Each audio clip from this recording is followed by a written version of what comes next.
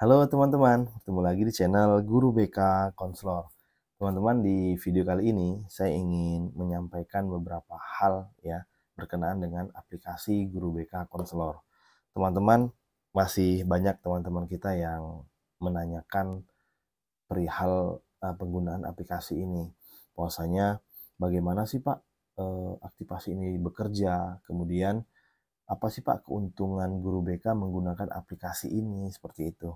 Nah, teman-teman, saya mau mengawalnya dari kegiatan rutin kita ya, di setiap awal tahun ya, di mana guru BK, bukan hanya guru BK ya, semua guru itu disibukkan dengan persiapan untuk menyusun administrasi, untuk disusun, dilaksanakan selama 1 tahun ke depan. Nah, tidak terkecuali kita sebagai guru BK, kita pun menyusun program bimbingan dan konseling selama 1 tahun. Berdasarkan apa? Berdasarkan analisis kebutuhan.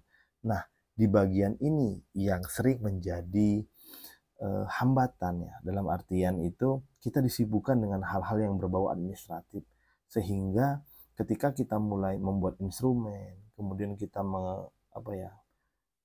menuangkannya di dalam bentuk tulisan, kita membagikannya pada siswa, kemudian kita menginput secara manual, kemudian kita menyusun, membuat RPL dan lain-lain, kita menjadi lupa ya dari esensi dari program yang kita susun itu, bahwasanya hal yang paling mendasar dari program itu adalah menuangkan atau mengimplementasikannya kepada peserta didik kita.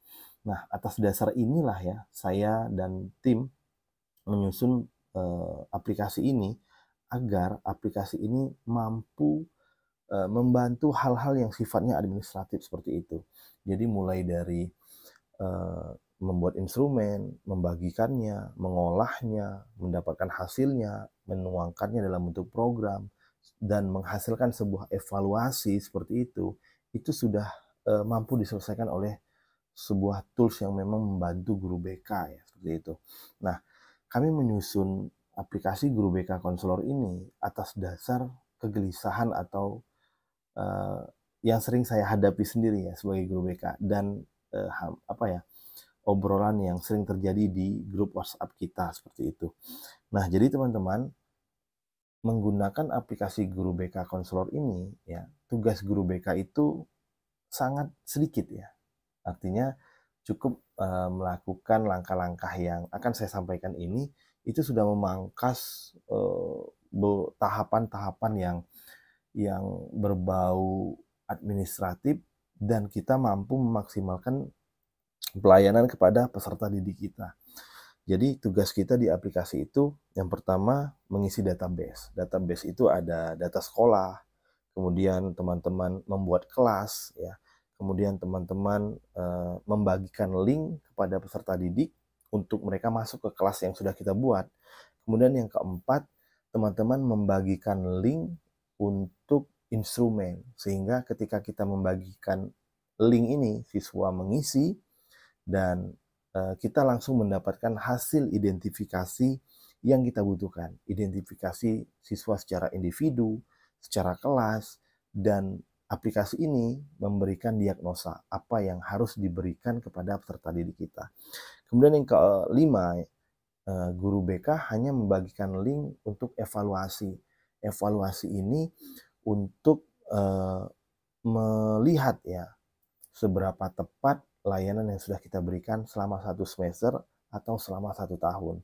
Nah, jadi link evaluasi ini dibagikan nanti ketika di akhir semester atau di akhir tahun pelajaran. Nah, teman-teman, saya ingin menunjukkan tugas atau yang dikerjakan guru BK di aplikasi Guru BK Konselor ya, sehingga aplikasi ini memang benar-benar membantu teman-teman dari segi administratif, sehingga tidak repot lagi dalam hal merancang seperti itu. Oke, kita silahkan login dulu ya, klik Guru BK Konselor di browser teman-teman. Bisa menggunakan handphone ya teman-teman ya. Kemudian teman-teman klik menu, kemudian klik akses guru. Nah, ini bagi teman-teman yang sudah mengaktifasi. Bagi teman-teman yang belum, silahkan klik aktivasi yang di bawah ini ya, yang di tengah-tengah. Oke, ketika teman-teman sudah login, akan tampil di halaman dashboard seperti ini. Nah, ini yang saya maksud. Jadi yang pertama tadi, guru BK mengisi database, yaitu data sekolah. Oke, ini silahkan teman-teman isi data sekolahnya. Ini sudah NIP-nya, ya, nama, jenis ID-nya, NIP-nya teman-teman. Nah, ini diisi dengan data guru ya. Di kolom ini data guru. Kemudian data sekolah. Data sekolah itu teman-teman memasukkan logo sekolah. Nama sekolahnya Man Insan Cendekia Jambi, jenjangnya SMA, kabupaten. Nah, ini ya seperti data guru, data sekolah, ini bertujuan untuk diisi secara otomatis di bagian-bagian yang memang sudah kami susun. Misalnya logo ini akan tampil di cover. Kemudian nama sekolah ini ya akan tampil di cover, di lembar pengesahan, kemudian di bagian-bagian yang unik ya, yang untuk menjadi ciri khas dari nama-nama sekolah itu sendiri. Kemudian alamat ya, ini untuk cover teman-teman. Tahun ajaran, pilih semester, nama kepala sekolah. Nah, ini kita isi, dia akan mengisi secara otomatis nanti di bagian lembar pengesahan, kemudian di bagian RPL, kemudian di bagian lampiran-lampiran ya, NIP-nya. Oke, nah di sini ada data guru nih teman-teman. Nah, data guru ini ya diisi, ini ada keterangan, isi data-data kop surat untuk digunakan pada bagian dokumen RPL. Nah, jadi seperti nomor telepon sekolah ini kita isi, ini akan data ini akan masuk menjadi kop nanti di bagian RPL ya, sehingga dia langsung masuk ya, kopnya langsung jadi dan bentuk RPL-nya juga langsung jadi. Oke, email sekolah kita ya, website, nama instansi kabupaten ya. Oke, ini logonya hilang, kita ubah ya, kita ulang. Misalnya, sorry, saya pakai logo sekolah saya mana nih? Oke, ini dia.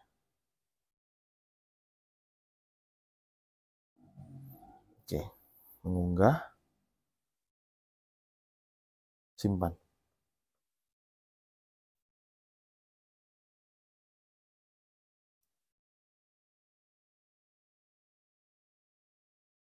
Oke, selesai ya teman-teman ya. Kemudian itu yang pertama. Jadi kita cukup membuat sekolah dulu, database di bagian sekolah. Kemudian teman-teman membuat kelas. Jadi teman-teman itu harus tahu dulu, teman-teman guru BK kelas berapa.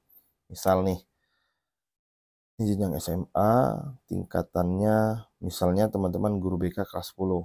Nama kelasnya 10 bahasa 1. Nah, buat kode kelasnya. Generate aja ya, klik generate. Ini untuk kode kita bagikan ke siswa, sehingga siswa masuk melalui kode ini bagi yang kelas 10 bahasa 1. Kemudian saya buat kelas lainnya. Kelas berapa lagi? Kelas 11 ya. 11 IPS 1. Kita lihat buat lainnya. Kelas 12 lagi. 12 IPA 1. Generate dulu, buat. Oke. Teman-teman, kita klik kelas. Nah, ini kelas kita. Nah, teman-teman, kelas ini bisa sampai puluhan ya, atau ratusan seperti itu. Misalnya teman-teman kelasnya banyak seperti itu. Jadi ini hanya contoh. Jadi misalnya kelas 10.1, 10.2, 10.3, 10.4, 10.5, 10.6, 10.7 seperti itu. Dan jumlah siswanya juga ribuan. Itu akan terakomodir ya oleh aplikasi ini. Jadi sebanyak apapun siswanya akan tetap masuk dan teman-teman tidak perlu menginput hasil instrumen yang diisi oleh anak. Teman-teman akan mendapatkannya secara cepat. Hari itu juga. Kurang lebih 1 jam ketika melaksanakan itu, teman-teman langsung mendapatkan hasilnya secara individu maupun secara kelas ya. Oke. Jadi tugas teman-teman yang kedua yaitu membuat kelas. Nah, yang ketiga, teman-teman membagikan link ini ya. Ini ada nih kode kelas ini 495RO ini ya, itu kode kelas. Jadi teman-teman ketika misal masuk di kelas 10 bahasa 1 ya, teman-teman tinggal memerintahkan saja, meminta kepada siswa, anak-anak sekalian, saya klik ini ya untuk copy, kode kelas berhasil di copy, klik oke. Kita minta anak-anak kita untuk masuk ke kelas yang sudah kita buat. Misal anak-anak sekalian silakan masuk ke Guru BK Konselor, kemudian klik akses siswa, masukkan kode kelas ya, masukkan kode kelas tadi, tempel. Nah, cek kode kelas. Nah, ketika tampil seperti ini artinya kode kelas itu terdaftar teman-teman ya. Nah, misalnya namanya Trisno. Kemudian kita minta anak kita mengisi emailnya.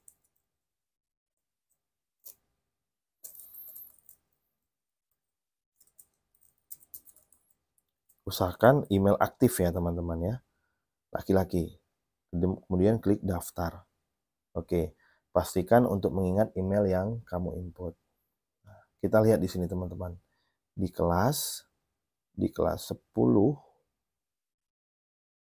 oke, Trisno sudah masuk ke kelas ya. Jadi kalau hari itu ya siswa yang mendaftar itu 1000, maka data yang masuk ke sini itu 1000 teman-teman ya, dari kelas 10 bahasa 1 ini. Jadi teman-teman cukup membagikan link, teman-teman siswa kita akan langsung masuk ke kelasnya masing-masing ya. Ini dia, langsung masuk dan langsung ada keterangan belum mengisi kuesioner IMU PD 1 di sini, dan belum mengisi instrumen evaluasi karena memang belum ya. Kita coba lagi, misalnya nih kita suruh lagi siswa untuk mendaftar ke kelas siswa berikutnya, kode kelas yang sama. Oke, Wahid misalnya, Wahid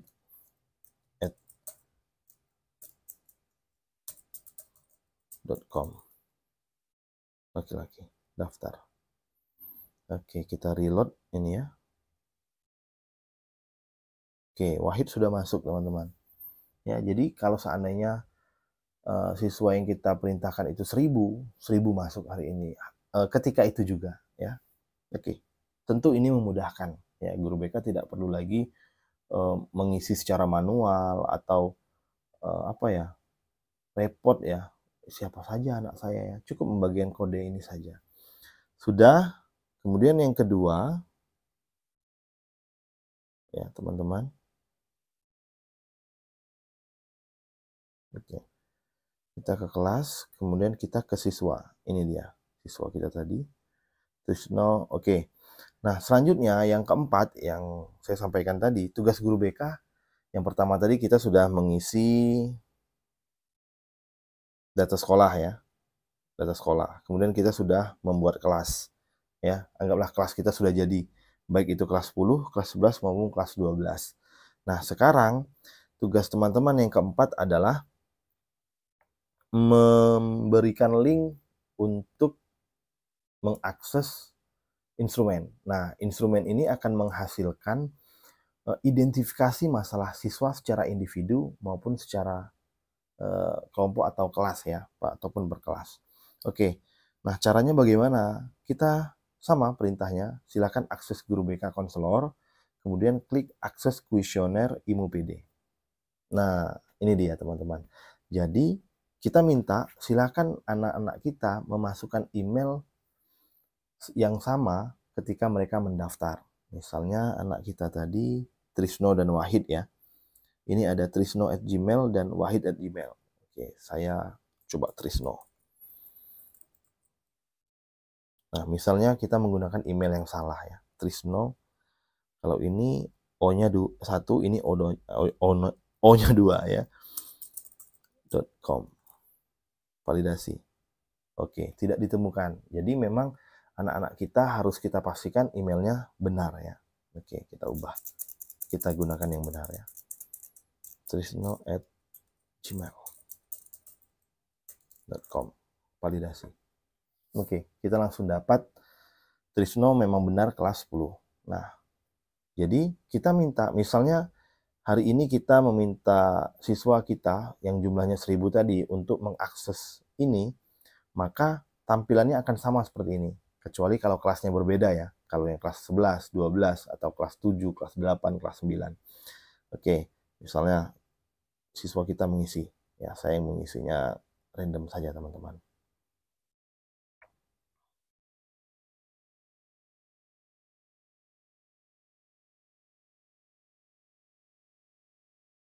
Insya Allah aplikasi ini kami susun atau kami kembangkan secara serius ya teman-teman ya, agar mempermudah kerja guru BK, sehingga guru BK itu tidak disibukkan lagi dengan hal-hal yang sifatnya administratif.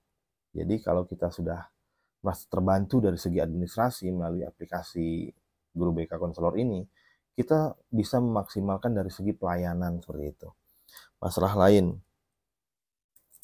saya merasa belum memiliki teman yang cocok untuk saya merasa belum memiliki teman yang cocok di sekolah ini gitu ya. Oke, misalnya ya, ada masalah lain yang tidak ada di butir instrumen. Kemudian kita klik submit jawaban. Jawaban berhasil disimpan. Nah, kalau siswa yang mensubmit itu 1000, maka dia akan tampil 1000 pula hasilnya teman-teman ya.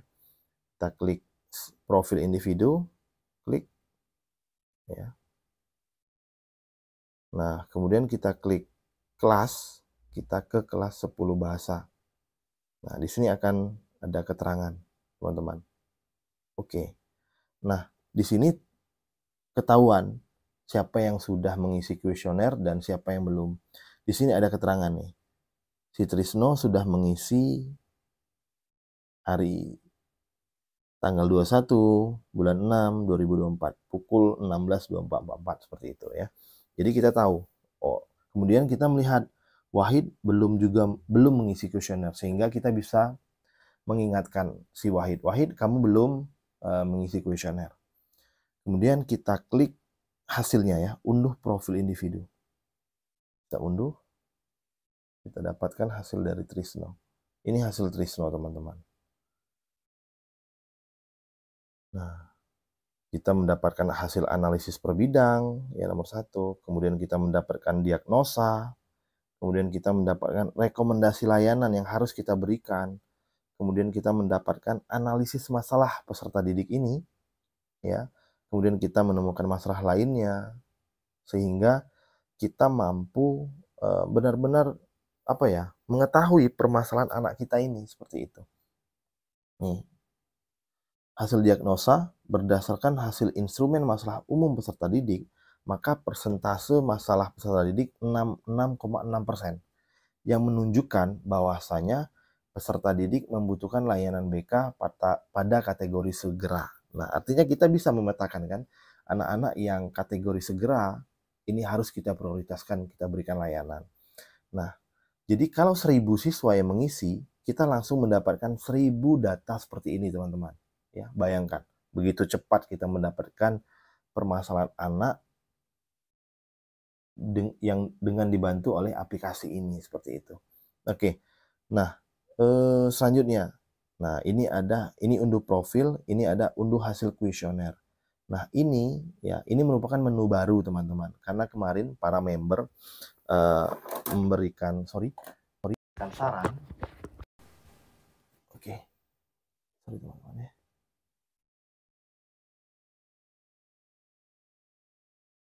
Nah, kemarin para member memberikan saran, "Pak, tolong dong dibuatkan, apa ya, ibaratnya itu lembar jawaban siswa ya, sehingga kami tahu siswa itu benar-benar mengisi itu." Nah, ini klik unduh, ini kita lihat. Nah, ini dia. Ini lembar jawaban instrumen ya, teman-teman ya. Jadi kita tahu, oh benar, dari analisis per bidang tadi, inilah yang ibaratnya yang di-checklist oleh siswa, seperti itu. Oke. Ini juga bisa dicetak untuk dijadikan dokumen seperti itu. Bayangkan teman-teman, kalau siswa kita 1000 saya bilang, ataupun nggak usah banyak-banyak ya, 200, sudah 400 lembar ya, kita mampu mendiagnosa permasalahan siswa. Nah, ini secara individu. Kita ingin mengelompokkan mereka secara kelas. Kita klik kelas, ya. Kita klik ini kelas bahasa, ya. Kita klik unduh bahasa. Nah, ini dia. Nah, teman-teman, nanti ini profil kebutuhan layanan BK per kelas. Jadi kalau anak-anak kita yang mengisi 1000, saya bilang tadi, maka datanya ini, nomornya ini akan sampai 1000 lah hasilnya. Kita langsung dapat. Jadi ini Trisno ya, nama siswa.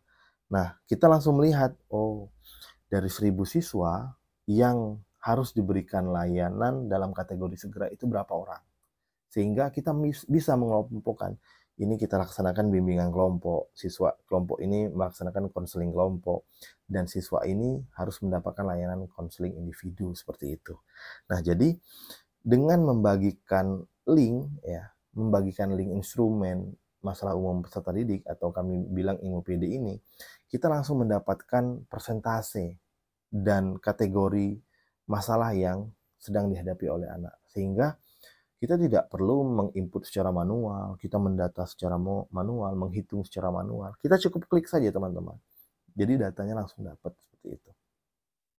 Oke, ini yang keempat ya. Tugas guru BK di aplikasi ini yang keempat ya. Yang pertama tadi apa? Membuat data sekolah, membuat kelas, membagikan link untuk siswa masuk ke kelas, dan yang keempat ini membagikan link instrumen agar siswa kita menjawab dan kita mendapatkan persentase seperti yang tadi. Kemudian yang kelima, kita membagikan link ya, evaluasi. Ini dia, evaluasi, akses kuesioner evaluasi. Masukkan email, misalnya Trisno tadi. Nah, ini kita laksanakan di akhir semester atau di akhir tahun pelajaran. Trisno @gmail. Oke, validasi. Nah, ini dia. Butir pertanyaannya untuk mengoreksi kita. Ya, seberapa maksimal pelayanan BK yang kita berikan kepada peserta didik. Seberapa besar manfaat yang kamu peroleh, misalnya tidak bermanfaat, tidak menyenangkan, tidak mempermudah misalnya, cukup tepat. Apa ada saran? Boleh menjawab lebih dari satu misalnya. Semuanya saya klik. Ya, submit. Oke. Nah, kita lihat hasilnya teman-teman ya. Kelas 10. Oke, kita lihat. Oh, sorry. Oh, bukan di sini ya. Untuk evaluasi memang tidak kami tampilkan ya. Karena takutnya nanti kita mengintervensi anak ya, sehingga kita memberikan penilaian, oh anak ini yang memberikan penilaian jelek ya. Sorry, bukan, kami tidak menyusun instrumennya seperti itu. Ya, kita langsung ke evaluasi BK. Kita unduh dokumen evaluasinya. Oke. Nah, ini dia. Teman-teman, ketika siswa mengisi angket, laporan evaluasinya itu langsung jadi ya. Nah, ini dia. Berdasarkan pengukuran yang sudah dilakukan, jumlah peserta didik yang menjawab 1 orang, karena Trisno tadi ya. Nah, ini penilaian sebanyak 1 orang, tekan materi yang tidak bermanfaat ya. Sehingga kita menjadi koreksi untuk kita, teman-teman. Kemudian, apakah merasa senang? Sebanyak 1 orang, tidak menyenangkan gitu ya. Karena tadi kita jawab seperti itu. Digunakan ini, apakah media yang digunakan guru BK mempermudah? Sebanyak 1 orang, Seladik menyatakan media yang digunakan guru BK namanya tidak mempermudah. Ini menjadi koreksian bagi kita. Nah, kesimpulan dari hasil pengukuran di atas disimpulkan bahwa kebermanfaatan materi diperbaiki keseluruhan. Seperti itu.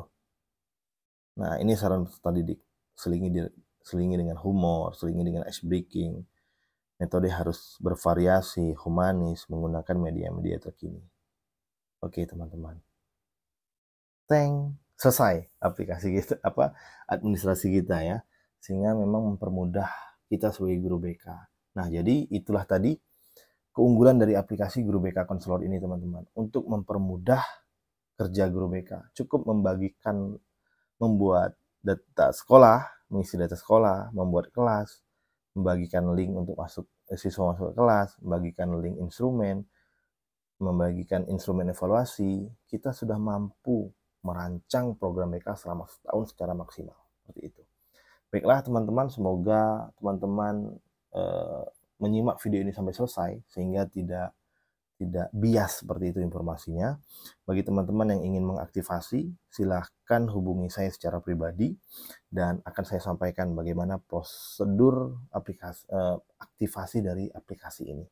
Baiklah teman-teman, semoga apa yang saya sampaikan ini bermanfaat. Semoga apa yang kami kembangkan ini memang benar-benar bermanfaat dan membantu teman-teman guru BK dari segi administrasi dan pelayanan BK. Saya akhiri. Wabillahi taufiq wal hidayah. Assalamualaikum warahmatullahi wabarakatuh. Salam Guru BK Konselor.